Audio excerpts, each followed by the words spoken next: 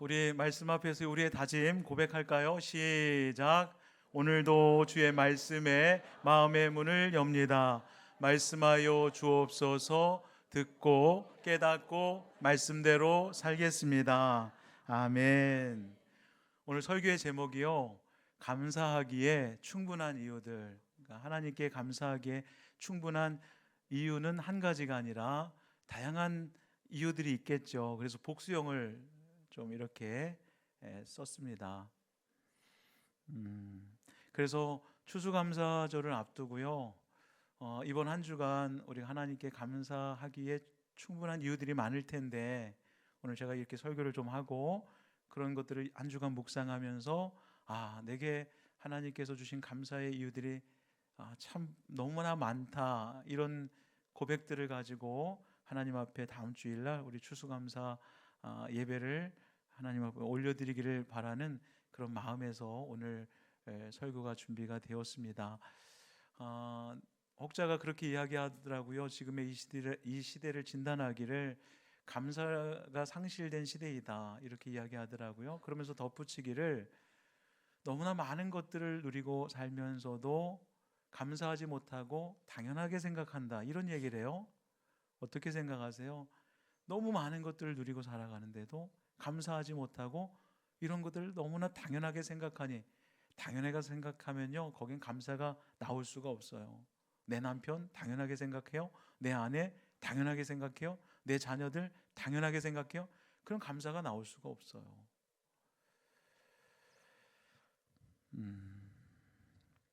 사실 조금만 생각해 보면 우리의 삶에 감사하지 않을 한 부분이라도 있는가? 없어요. 모든 삶의 부분이 정말 감사의 이유가 되거든요. 오늘 이렇게 아침에 눈을 떴더니 우리가 숨을 쉽니다. 그리고 오늘 이 시간을 살아가는 것이 감사입니까? 감사이지 않습니까? 감사죠. 어제 어떤 분들은 2024년 11월 10날 이 주일을 맞이할 수 있을까 하면서 막 불안과 초조, 공포 속에서 지난 밤을 이렇게 지새워야 했던 사람들도 있었을 테고, 또 안타깝게도 어제 죽어간 분도 있겠죠. 오늘을 맞이하지 못하고. 오늘 새벽 예배를 마치고 주일 준비를 이렇게 하는데 부고장이 카톡으로 딱 왔어요. 그래서 누군가 했더니 요 몇 주 전에 우리 교회 설립자이신 고 김영선 장로님 그 따님이 김오덕 권사님이신데, 그 남편 되시는 권현덕 장로님께서 우리 교회에 오시려고 하던 그 전주에 이제 오후 예배 기도하러 올라가시다가 이렇게 뒤로 잠깐 넘어지셔서 어깨와 머리를 좀 다치셨는데, 그래서 오시겠다고 했던 그 약속한 날짜에 못 오셨잖아요. 그래서 우리 교회 꼭 와보고 싶으셨대요. 마지막 걸음이라 생각하고 오시려고 했던 건데 오시지 못하고 어제 돌아가신 거예요. 그래서 부고장을 받은 거예요. 그래서 이렇게 기회가 되면 오고 싶었던 교회이지만 또 하나님의 뜻 가운데 어제 그렇게 생을 마감한 분들도 많이 있는데, 오늘 우리는 이렇게 호흡하고 두 다리로 교회 공동체에 와서 성전에서 하나님을 예배한다? 이게 어떻게 당연한 거예요?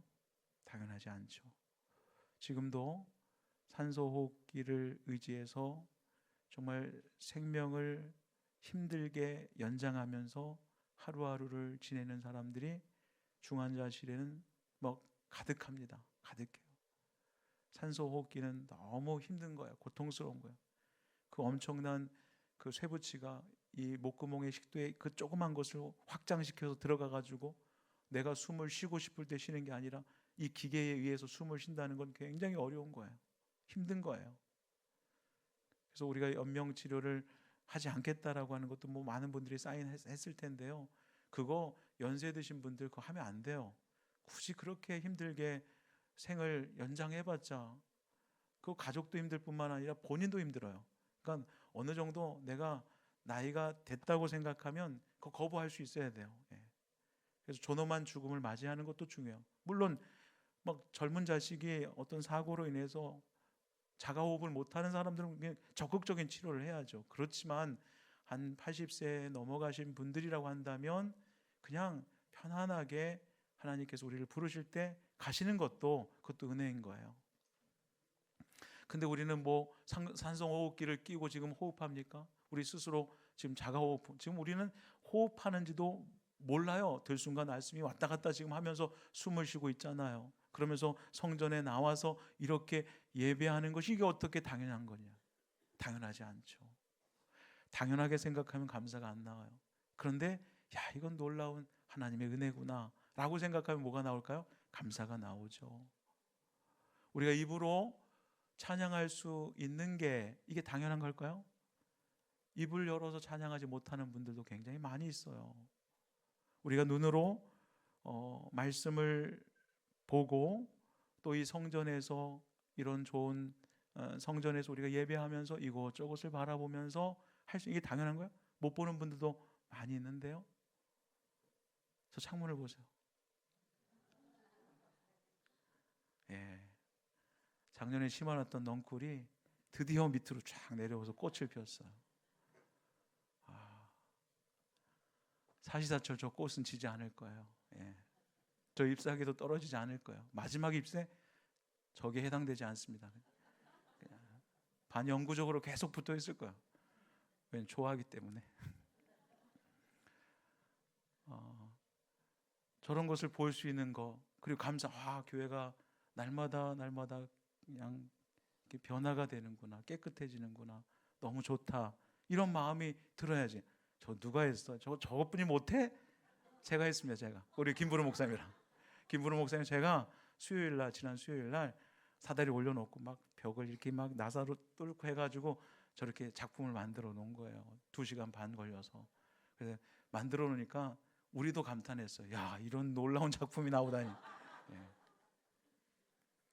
보면서 야, 저것은 사람의 작품이 아니야. 와, 놀랍다. 이런 마음이 있어야 감사한 마음이 드는 거 아니겠어요?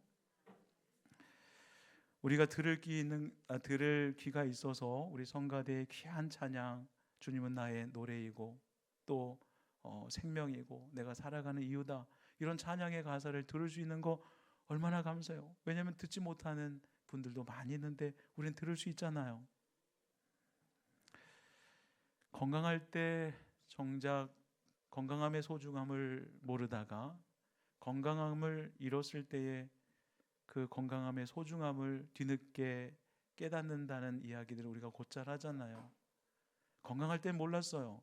근데 건강을 잃어보니까 건강의 소중함은 이 세상 부귀영화 별로 중요하지 않아요. 정말 건강만 할 수 있다면, 이런 생각을 하게 되잖아요. 그래서 나온 시가 있어요. 김홍신 작가가 쓴 겪어보면 안다, 이런 시가 있거든요. 잠시 읽어드릴게요. 굶어보면 안다, 밥이 하늘인 것을. 목마름에 지쳐보면 안다, 물이 생명인 것을. 일이 없어 놀아보면 안다, 일터가 낙원인 것을. 오늘 주일 이제 사역 다 마치고 예배 마치고 이제 내일부터 또 한 주간이 시작되면 지긋지긋한 회사를 또 가야 되나?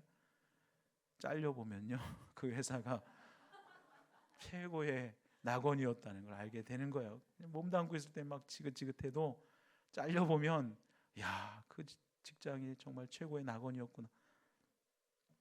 아파보면 안다, 건강이 엄청 큰 재산인 것을. 잃은 뒤에 안다, 그것이 참 소중한 것을. 이별하면 안다, 그 이가 천사인 것을. 지나보면 안다, 고통이 추억인 것을. 불행해지면 안다, 아주 작은 게 행복이라는 것을. 목마르지 않을 때는요, 물 한 모금의 소중함을 몰랐습니다. 그런데 정말 갈증을 한번 경험해 보셨어요? 막 쓰러질 것 같고 막 그냥 광야를 걷는데 막 태양에 막 장렬하고 막 물 한 번 먹고 싶은 거예요. 근데 물이 없는 거예요.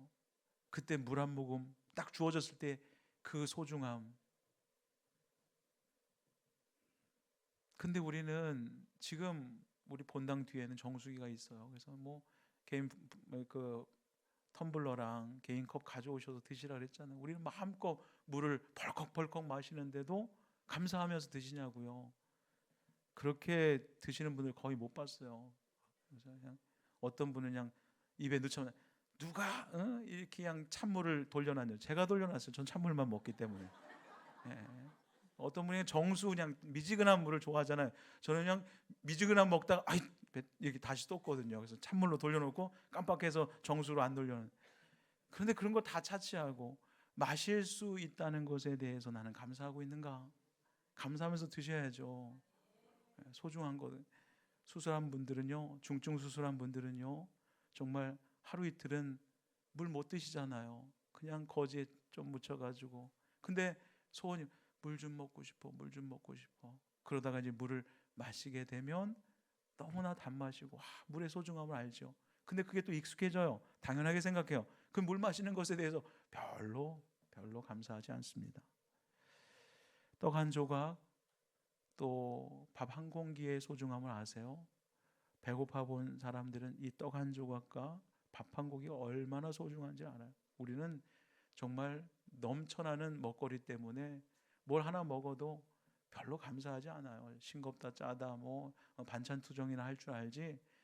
정말 내가 정말 이 밥 한 끼 또 떡 한 조각 정말 소중하게 생각하는 분들은요, 배고파 본 사람이에요. 근데 배가 이제 기름기가 차니까 이게 당연한 것이 되었어요. 그러니까 뭐 쌀밥, 보리밥 뭘 구분합니까? 그냥 뭐 없을 때는요 다 소중했잖아요. 근데 지금은 투정하기 시작했어요. 반찬이 왜 그냥 어떤 분은 그런다면서요. 냉장고에 들어갔다 나온 반찬을 먹지도 않는다면서요. 얼마나 배부르시면 그러세요? 예? 냉장고에 나왔든 또 식어 빠진 뭐 뭐든 맛있게 내가 이렇게 먹고 소화시킬 수 있다? 이런 것에 대해서 정말 감사할 수 있다면, 하나님의 은혜라고 감사할 수 있다면 모든 것이 맛있지 않겠어요? 우리가 오늘 결단 찬양으로 부르게 될 이맘때 이 감사절에 자주 부르는 이 송경민 목사님 우리 교회도 오셨습니다만 이 은혜라고 하는 찬양을 오늘 부를 거예요. 왜 또 식상한 노래 계속 부르냐고. 식상해도 계속 부르고 싶어요. 왜 잘 아는 가사 왜 계속 반복하냐고. 그러고 싶어요. 왜 그런지 아세요? 우리는 자꾸만 까먹기 때문에 그래요. 너무 쉽게 까먹기 때문에 그래요. 그래서 오늘 찬양에 가서 불러드릴게요. 내가 누려왔던 모든 것들, 내가 지나왔던 모든 시간들, 내가 걸어왔던 모든 순간들 당연합니까? 당연한 것 하나도 없고 뭐라는 거예요? 은혜라는 거예요. 고백하시면 아멘 하셔야죠. 당연한 거였어요 그냥? 당연하게 지금까지 살아온 게 당연한 것이었어요? 아닙니다. 하나님의 은혜로 지나온 시간들이 왔고요. 모든 시간들이, 모든 순간들이 하나님의 은혜로 온 거잖아요. 아침 해가 뜨고 저녁에 노을 지는 것을 볼 수 있다는 거, 이게 당연한 거예요? 이게 당연합니까? 봄에 꽃 한 개를 맞고 가을에 열매를 먹을 수 있는 거 당연한 거예요? 심었으니까 열매 거두는 거예요? 하나님께서 열매 맺게 않으셨다면 여러분들 사과 하나에 막 10,000원 넘어가는 때도 있었어요. 너무 비싸서 못 먹었던 요 몇 개월 전입니다. 그런데 이렇게 봄에 꽃 한 개를 맞고 가을에 열매를 먹을 수 있는, 이게 당연한 거예요? 하나님의 은혜인 거예요. 변하는 사계절을 느낄 수 있는 거, 이게 절대 당연한 것입니까? 여름 지나고 와 지긋지긋한 그 여름 너무 더웠잖아요. 가을만 와라. 가을 왔더니 이제 겨울 곧 올 것 같아요. 겨울 오면 여름이 왔으면 좋겠다. 늘 이렇게 생각하는 사람이 무슨 감사해요? 늘 불평이지. 덥다고 불평해? 선선하다고 불편해요? 너무 춥다고 불편해요? 언제 감사하실 거예요? 근데 사계절이 변화되는 그 과정을 보면서 이건 하나님의 은혜다, 이 고백이 나오는 순간 우리 입에서는 뭐가 나옵니까? 감사가 터지게 되어 있죠.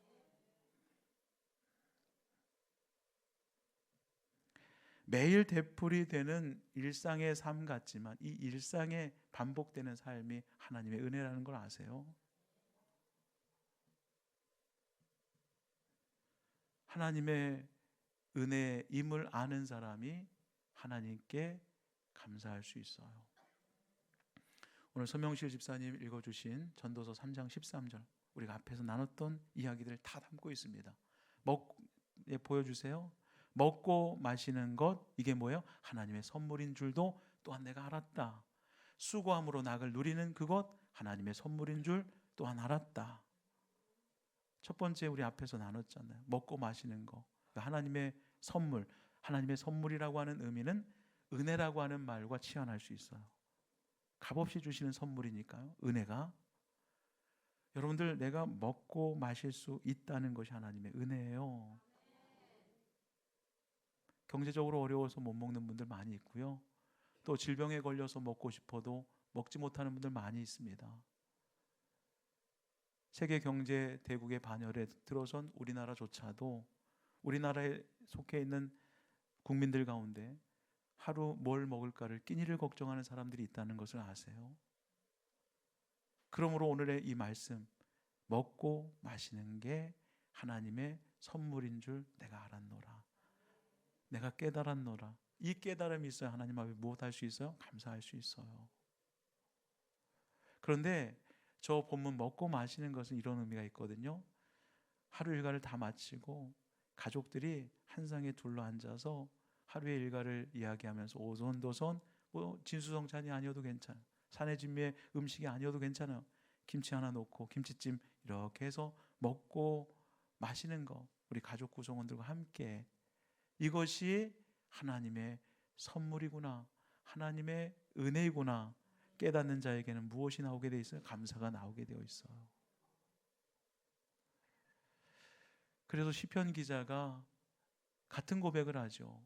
시편 128편 3절에서 4절 보니까 내 집 안방에 있는 내 아내는 결실한 포도나무 같으며 내 식탁에 둘러 앉은 자식들은 어린 감람나무 같으리로다.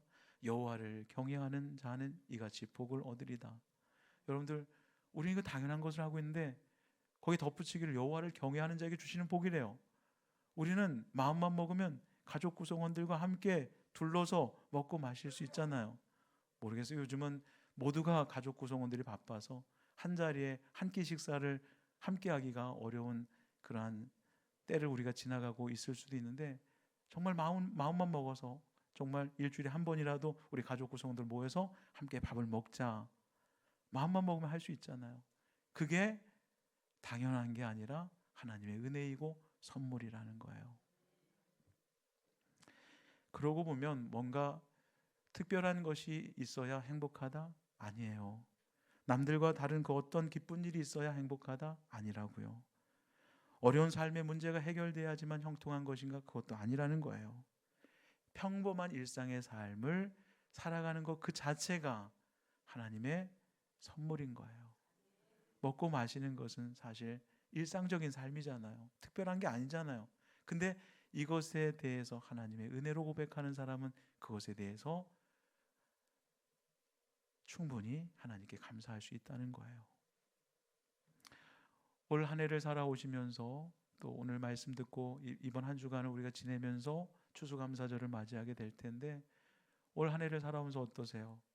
뭐 특별한 일이 없었나요? 그냥 평범한 일상이었습니까? 아니면 남들처럼 평범하지 못한 그러한 삶을 살았을지라도, 야, 내가 여기까지 걸어온 것은 당연한 것 아니라 하나님의 은혜였다, 선물이었다 라고 고백하는 사람에게는 하나님 앞에 감사할 수 있는 이유를 분명 발견하게 될 줄로 믿습니다.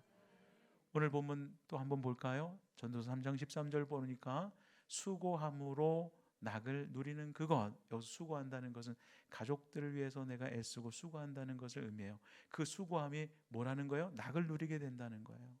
여기서 낙은 큰 기쁨을 누린다는 의미가 아니에요.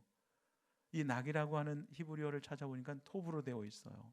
토부가 어떤 뜻이에요? 하나님께서 천지 만물을 창조하시고 야, 보시기에 좋았다라. 여기에 이게 토부잖아요. 좋다는 거예요. 선하다는 거예요.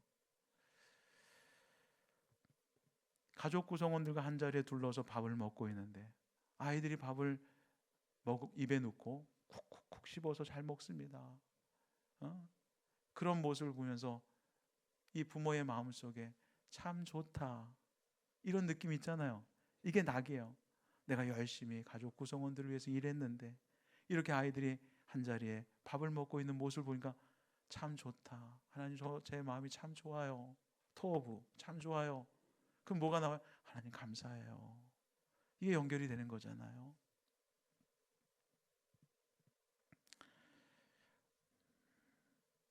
물론 뭐 한 상에 둘러서 먹고 마시는 것으로 참 좋다라고 하는 느낌도 있지만 비단 그런 것뿐만이 아니라 요즘 카페가 얼마나 많습니까?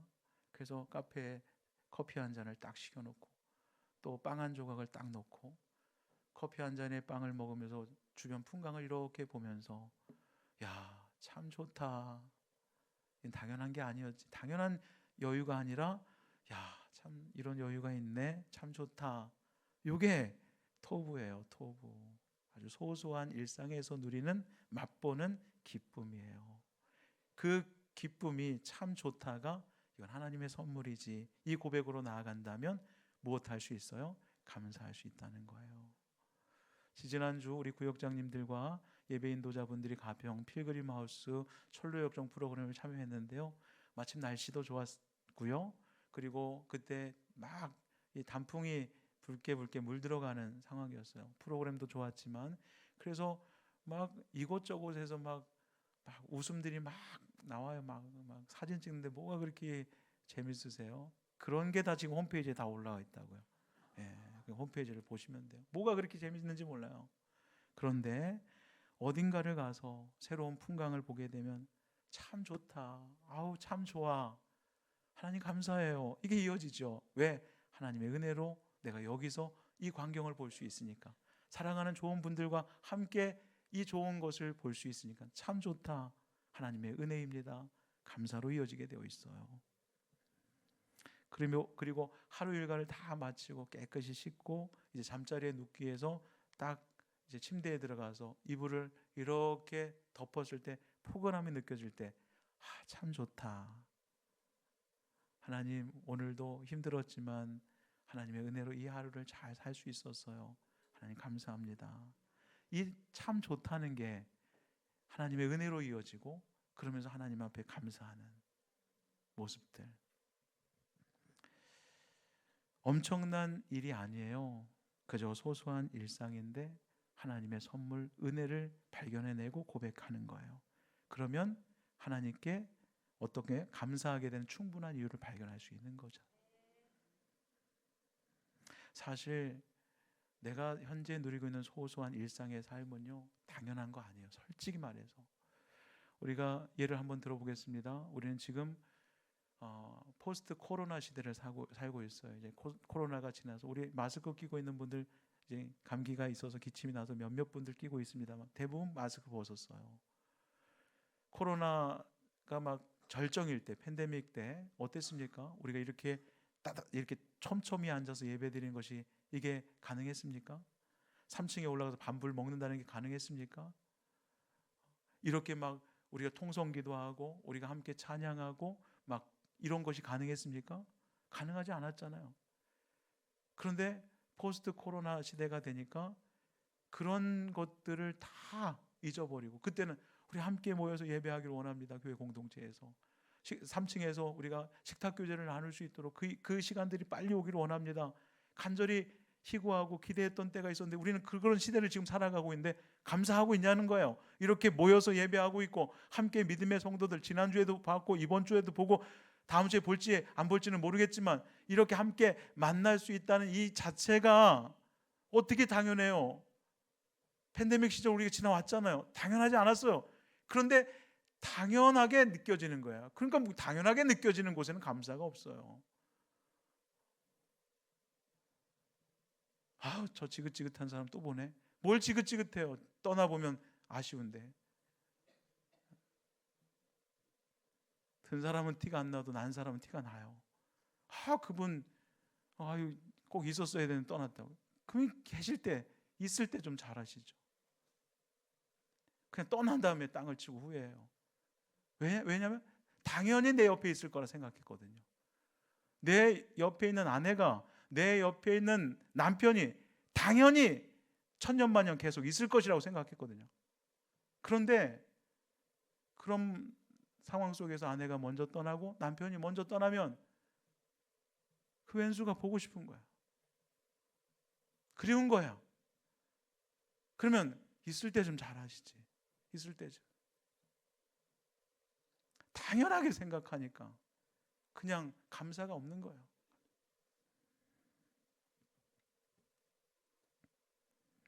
지금 저 이스라엘에 전쟁이 계속되고 있죠. 가자 지구를 폭격하고 레바논과 이란,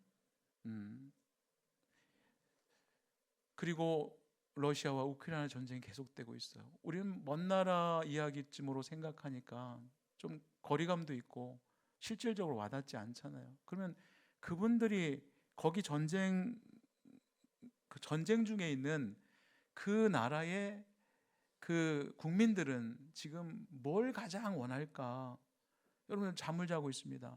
갑자기 미사일이 아파트를 때려서 아파트가 붕괴되니까 그 잔해에 깔려 수많은 사람들이 죽었습니다. 그러면 잠을 자도 불안한 거예요. 우리 아파트 미사일이 날아오지 않을까? 지나가다가 뭐가 폭격을 가해서 죽지는 않을까? 늘 불안한 거예요. 그들이 원하는 것은 정말 부강한 나라? 내가 성공해서 이런 꿈은 꿈도 꾸지 못하고 일상으로 돌아갔으면 좋겠다. 전쟁이 종식되고 그냥 편안하게 살 수 있었으면 좋겠다. 전쟁이 끝나도요, 전쟁 중에 겪었던 그 트라우마는요 굉장히 오래 갑니다. 왜냐하면 내 부모님이 폭격 맞아서 죽는 것을 봤거든요. 이게 어떻게 쉽게 사라지겠어요? 그런데도 전쟁이 끝나고 그냥 일상적인 삶으로 돌아갈 수 있었으면 좋겠다. 그거 하나예요. 평범한 일상을 살아가고 싶은 게 그거 하나라고요. 근데 우리도 휴전 상태에 있지만 어때요? 평범하게 일상의 삶을 살아가잖아요. 여러분들 집에서 주무실 때 미사일이 폭격돼가지고 이 무너지면 언제 죽지, 이런 두려움과 공포 속에서 여러분 잠을 청하십니까? 그렇지 않잖아요. 우리는 편안하게 잠을 자고 편안하게 일어나서 주일 되어 이렇게 예배드리고 이렇게 오는 것이 이게 당연한 거냐 아닌가? 당연하지 않죠. 하나님의 은혜로 보살핌 가운데, 인도하심 가운데 이게 주어진 거니까 하나님 감사해요. 이게 나와야 되는데 당연한 거예요. 당연한 거.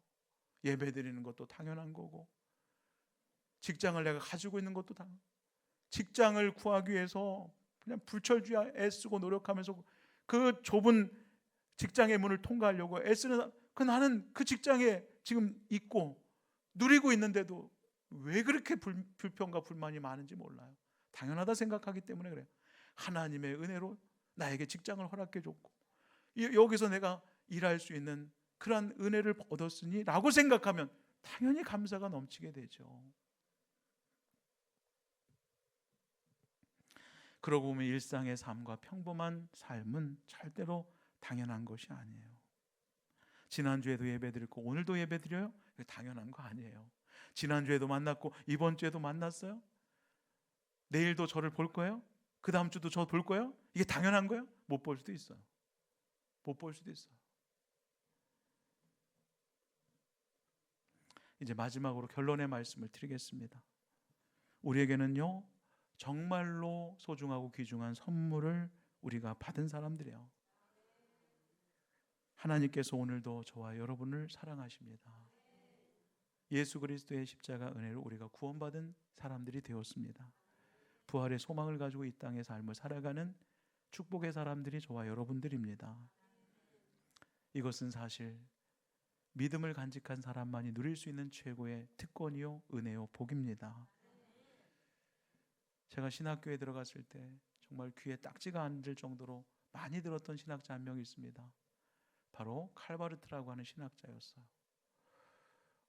제가 일부 때는 독일 신학자였는데 스위스 바젤 출신의 신학자인데 교회학이라고 하는 엄청난 방대한 책을 썼고 대단한 분이에요. 근데 그분이 스위스 바젤에서 은퇴하고 미국 시카고에 이제 은퇴 강연을 하면서 이제 강연을 하는데 어떤 사람이 질문합니다. 바르트 박사님, 당신이 엄청난 연구를 많이 하셨는데 이 엄청난 연구 가운데 당신에게 심오한 진리 하나를 꼽자면 무엇입니까? 라고 질문을 했어요. 그랬더니 이분이 자리에서 탁 일어나면서 이분이 영어로, 아주 간단한 영어로 이렇게 답을 합니다. Jesus, 예수님은 loves me. 예수는 나를 사랑하십니다.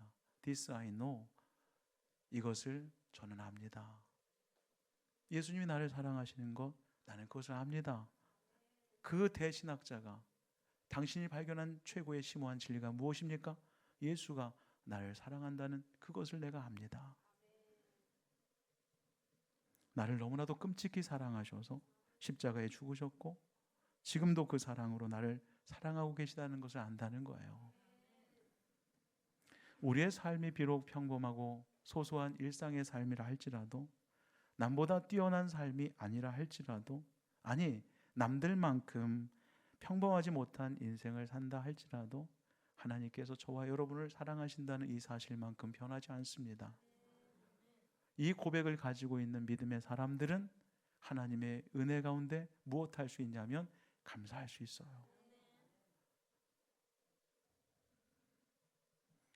오늘 제가 설교의 제목, 감사하기에 충분한 이유들, 하나가 아니잖아요. 수없이 많잖아요. 제가 이렇게 예시로 드린 것뿐만 아니라 한 주간 한번 생각해 보세요. 하나님께 감사하기에 충분한 이유가 나에게는 무엇이 있을까? 하나하나 헤아려 보면 무진장, 헤아릴 수 없을 만큼 많을 거예요. 사도 바울을 생각합니다. 예수 만나기 전 바울은 성공을 위해서 최고의 엘리트 코스를 밟던 청년이었습니다. 그런데 다메섹 도상에서 예수를 만난 이후에 그는 삶이 완전히 뒤바뀌어져서 고난의 현장으로, 또 핍박의 현장으로, 박해의 현장으로 자진해서 들어갑니다. 그럼에도 그는 감사로 충만했어요. 그래서 데살로니가 교회에 보내는 편지 가운데 그가 이런 고백을 하잖아요. 데살로니가전서 5장 18절, 우리가 너무나 잘 아는 말씀이죠. 범사에 감사하라. 평상시에 범사에 감사했던 사도 바울은 데살로니가 교회 성도들에게 권면하는 거예요. 범사에 감사하라. 사도 바울이 범사에 감사하는 삶을 살지 못했다면 이런 권면을 하지 못했을 거예요. 그런데 사도 바울의 형편이 좋았습니까? 아니요. 고난의 현장이었다고요. 복음을 전하는 곳곳마다 환영해 주었습니까? 환대해 주었습니까? 아닙니다. 모두가 박해했습니다. 떠나라고 했습니다. 무시했습니다. 업신여겼습니다. 그럼에도 불구하고 그는 범사에 감사했고 그것을 많은 사람들에게 너희도 범사에 감사하라고 권면했습니다. 왜 그렇습니까? 내 삶이 비록 고단하고 힘들고 고난 가운데 있다 할지라도 내가 예수 그리스도 안에 있다는 사실 하나만큼은 변하지 않기 때문에 그거 하나만의 이유만으로도 그는 감사할 수 있었던 거예요.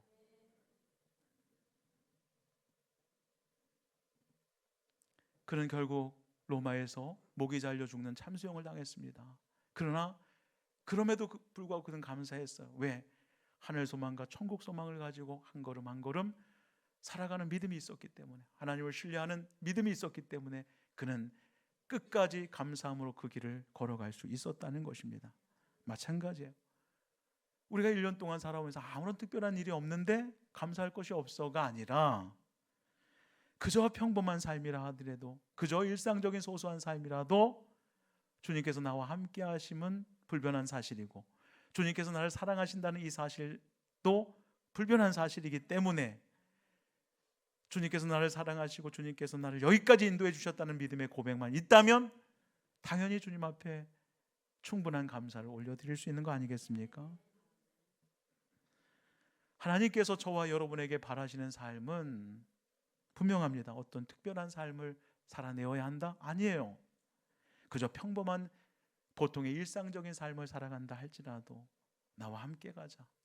너희가 내 안에서 평강의 복을 누리고 그러면서 나의 은혜를 고백하며 감사할 수 있다면 내가 너에게 원하는 삶은 바로 그런 거야. 이렇게 말씀하시는 우리 주님이시거든요. 그렇게 따져보면 1년 동안 살아오면서 하나님께 감사하게 되는 충분한 이유들이 넘쳐남을 우리는 깨닫게 될 줄로 믿습니다. 한 주간 그런 것들 찾아보는 귀한 시간 되시기를 주님의 이름으로 간절히 축원합니다. 기도하겠습니다. 하나님 아버지, 먹고 마실 수 있는 것 하나님의 선물임을 깨달았다고 전도자는 이야기합니다. 수고함으로 낙을 누리게 되었다는 이 사실도 하나님의 선물임을 전도자가 고백합니다. 이 깨달음의 고백은 곧 감사로 이어지게 되어 있다는 사실을 오늘 말씀을 통해서 깨달을 수 있었습니다. 우리는 오늘 두 다리를 가지고 교회에 나와서 두 눈으로 말씀을 읽고 주변 풍광을 바라보며 또 입을 열어서 찬양하고 귀를 열어서 말씀 듣고 찬양을 듣는 이런 평범한 삶이지만, 그 평범한 삶조차도 누리지 못하는 많은 이들을 생각해 보면 우리가 얼마만큼 하나님으로부터 많은 은혜를 누리고 있는지를 알게 됩니다. 그 깨달음이 감사로 이어지게 하옵소서. 내 주변에 펼쳐져 있는 모든 삶, 앞으로 되어질 모든 삶이 당연한 것 아니라 하나님의 은혜임을 고백합니다. 무엇보다도 주님이 내 안에, 내가 주님 안에 있고 주님이 나를 끝까지, 세상 끝날까지 함께 하시겠다, 사랑한다, 핏값으로 죄인에서 의인으로 인쳐주신 그 하나님의 사랑이 여전하오니, 이 모든 것이 하나님의 은혜로 주어진 복이오니 이것을 늘 감사하며 표현하며 고백함으로 주님을 영화롭게 하는 신실한 믿음의 종들 다 되도록 인도해 주옵소서. 예수님의 이름으로 기도하옵나이다. 아멘.